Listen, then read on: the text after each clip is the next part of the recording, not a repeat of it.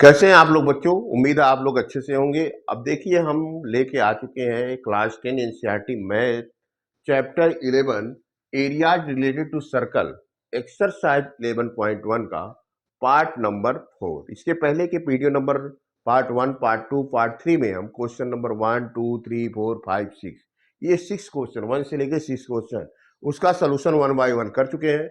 और इस वीडियो में हम क्वेश्चन नंबर 7 और 8 ये दो क्वेश्चन आपको सॉल्व करके दिखाएंगे। देखिए यहाँ क्वेश्चन नंबर 7 हमने राइट कर रखा है, रीड करते हैं एक बार क्वेश्चन को।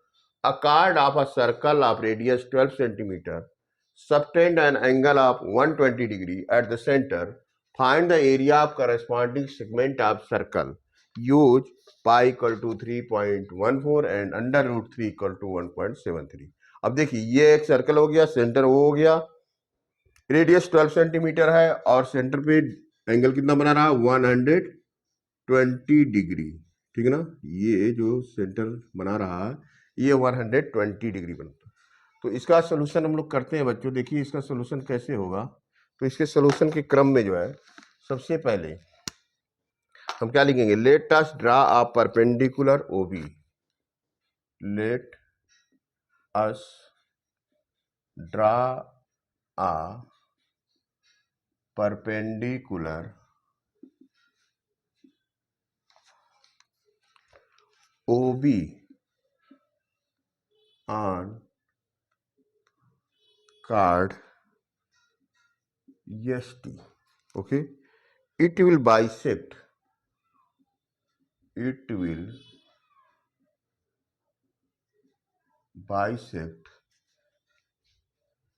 the card EST, the card EST। जो भी परपेंडिकुलर मतलब लाइन ड्रा करते हैं किसी कार्ड पे, वह उसको क्या करता है, बाइसेक्ट करता है। ठीक है ना। तो इस तरह से ESP इक्वल टू क्या हो जाएगा, ESP इक्वल टू हो जाएगा VT। ओके, अब इन ट्रायंगल OVS में आते हैं। ट्रायंगल OBS में अगर देखा जाए, OBS, ठीक है ना, तो अगर OB अपान OS किया जाए, OB अपान OS, तो ये क्या हो जाएगा, OB क्या है, बेस है, और OS क्या है, हाइपोटेन्यूज। तो बेस अपान हाइपोटेन्यूज होता है कॉस, और टोटल चूंकि वो 120 था तो दो पार्ट में डिवाइड कर रहा है ये परपेंडिकुलर लाइन इसको, तो ये 60 डिग्री हो जाएगा, कॉस 60 की वैल्यू के इक्वल हो जाएगा। ठीक है ना, ये इसको दो पार्ट में डिवाइड कर रहा है तो ये भी दो पार्ट में डिवाइड हो रहा है, 60 डिग्री 60 डिग्री। ओके बच्चों, तो इस तरह से OB OS जो है वो तो रेडियस हो गया, देखिए वहां पे 12 है, और cos 60 की वैल्यू आपको पता है बच्चों 1/2 होता है। तो इस तरह से अगर हम इसको कैलकुलेट करेंगे तो OB का वैल्यू क्या आ जाएगा, 1/2 इंटू 12, यानी ये कैंसिल करने पे 6 सेंटीमीटर आ जाएगा। ठीक है ना। इसी तरह देखिए SB अपान SO करेंगे, SB अपान SO, SB अपान SO, यानी ये आज साइन थीटा है। ठीक है ना, साइन 60 हो जाएगा, साइन 60। और आपको मालूम है SB की वैल्यू तो पता नहीं है, लेकिन हमको SO तो पता है, रेडियस है, साइन 60 होता है √3/2, यानी यहां से अगर SB की वैल्यू हम पता करेंगे तो √3/2 12 से मल्टीप्लाई हो जाएगा, ये कैंसिल करिए 6 आ जाएगा, ये आ जाएगा 6√3 सेंटीमीटर। ठीक है बच्चों, और देखिए ST अगर पता करना चाहेंगे, ST, तो ST की लेंथ किसके बराबर है, SB तो इसका जस्ट हाफ हुआ, इसका डबल हो गया, 2 into SB, 2 multiply by SB, यानी 2 का मल्टीप्लाई हम 6√3 से कर दे तो ये कितना हो जाएगा, 12√3 सेंटीमीटर। ये हो गया ST की लेंथ। अब आगे आइए बच्चों, देखिए आगे के स्टेप में हमें क्या करना है। तो आगे के स्टेप में देखिए area of sector OSUT, area of sector O S U T, इसको निकालना है, निकालिए। Area of sector O S U T, यानी ये हो जाएगा theta upon 360 into pi r square. Theta कितना बना रहा है 120 डिग्री डिवाइडेड बाई 360, पाई का वैल्यू 3.14, आर की वैल्यू 12 का स्क्वायर हो जाएगा। यहाँ से कैंसिल करेंगे बच्चों तो 1/3 आएगा, ठीक है ना। यानी ये हो जाएगा 1/3 इंटू 3.14 इंटू 12 इंटू 12। तो आप 3 से अगर डिवाइड करेंगे तो ये 4 हो जाएगा। 3.14 इंटू 48 हो जाएगा। देखिए बच्चों 3.14 को 48 से मल्टीप्लाई करके देखिएगा तो 150.72 सेंटीमीटर स्क्वायर आ जाएगा, ठीक है ना। अब देखिए एरिया ऑफ सेगमेंट आपको पता करना है, ठीक है, करस्पॉन्डिंग सेगमेंट। तो area of segment, area of segment आप कैसे पता करेंगे? इसके लिए बच्चों जो area of sector O S U T है, area of sector O S U T, इसमें से क्या माइनस करेंगे? Area of triangle, area of triangle O S T, ठीक है ना।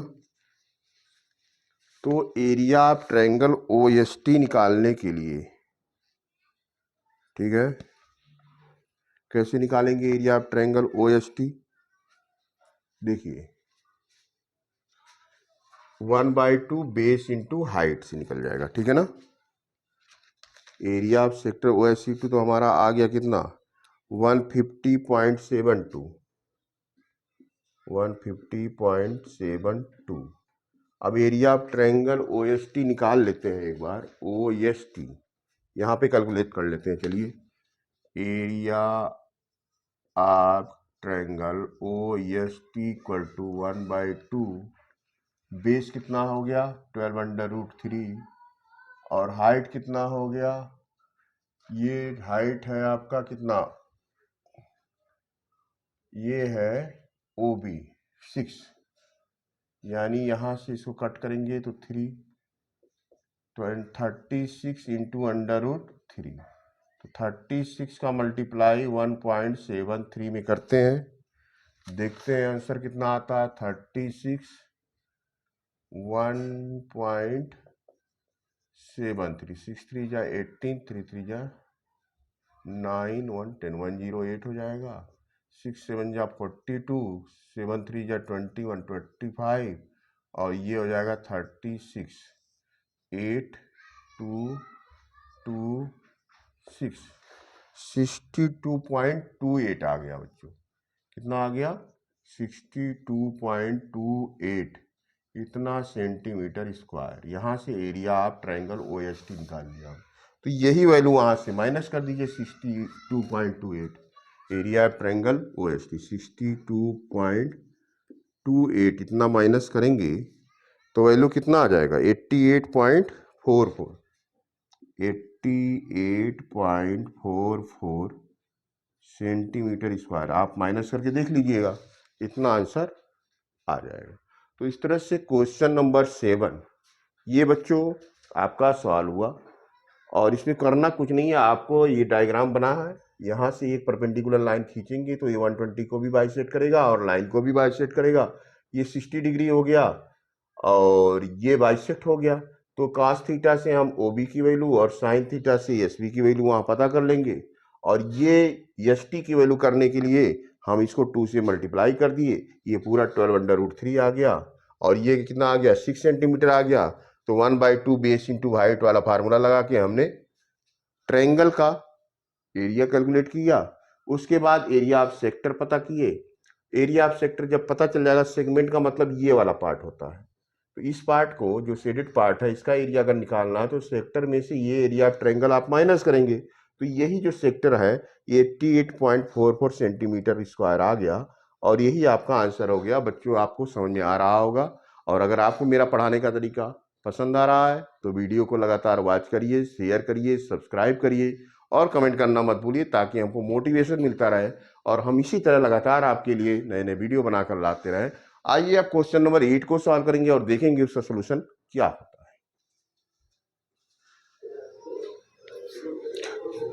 तो बच्चों क्वेश्चन नंबर 8 रीड करते हैं। A horse is tied to a peg at one corner of a square shaped grass field of side 15 metre. Grass field हो गया, 15 metre का साइड है। By means of a 5 metre long rope, ये rope की length 5 metre है, ठीक है ना। Find the area of that part of the field in which the horse can graze, the increase in the grazing area if rope were 10 metre long instead of 5 metre. तो देखिए बच्चों, सबसे पहले question का पार्ट 1 इसको solve करते हैं। तो पार्ट 1 में हमको क्या करना है, ये पता करना है कि अगर 5 मीटर का रोप है तो एरिया कितना ग्रेज करेगा, ठीक है ना। From the figure it can be observe, solution देखिए यहाँ पे, सोल्यूशन के क्रम में part 1, from the figure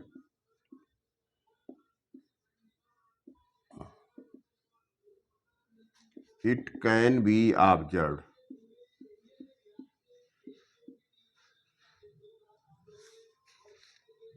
that the horse can graze, that the horse can graze a sector of यहाँ कितना डिग्री बनाएगा, स्क्वायर है तो 90 डिग्री बनाएगा, आप 90 degree in circle of 5 metre radius. जो रोप की लेंथ है वो सर्कल का काम कर देगा। तो area that can be grazed by the horse, area that can be grazed by the horse, ठीक है ना। तो ये इक्वल टू किसके हो जाएगा, area of sector, area of sector O A C B, ये पूरा area O A C B, ठीक है ना। और इसके लिए हमको 90 डिग्री का एंगल बना रहा, 90/360 हो जाएगा। पाई आर की वैल्यू यहाँ 5 हो जाएगी, ये 360 है, इसको कैंसिल करिए, 6 हो जाएगा, 1/6, ये 22/7, ये आ जाएगा 25। तो इस तरह से बच्चों 90 से काटेंगे तो 4 आएगा, ठीक है ना, 4, ओके। और पाई की वैल्यू आपको रखनी है 3.14, क्योंकि कटना तो है नहीं इससे, यहाँ क्वेश्चन में दिया हुआ है कि 9, इसका वैल्यू 3.14 रखना। यहाँ से कट करिए, 6.25 आ गया बच्चों। इस तरह से ये वैल्यू आ जाएगा 3.14 इंटू 6.25, मल्टीप्लाई करके देखिएगा, ये वैल्यू आ जाएगा 19.625 मीटर स्क्वायर। ये क्वेश्चन का पार्ट नंबर 1 हो गया, ठीक है ना। अब देखिए नेक्स्ट पार्ट में क्या कह रहा है, सेकेंड पार्ट में, कि रोप की लेंथ क्या कर दी गई, 10 मीटर कर दी गई, 5 मीटर से बढ़ा के। लिखो as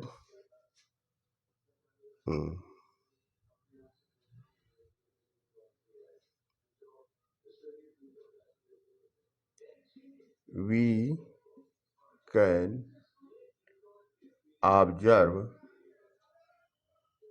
that in second case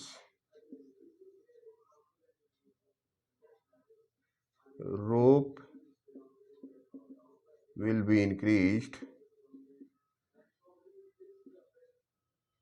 10 metre, okay.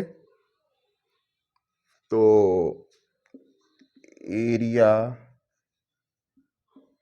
Grazed by horse, this will be 90/360 into 3.14 into 10 square, ये हो गया एरिया। कैंसिल करिए 1/4, 3.14 इंटू 100, ये डिवाइडेड बाई कितना हो जाएगा, 4 हो जाएगा।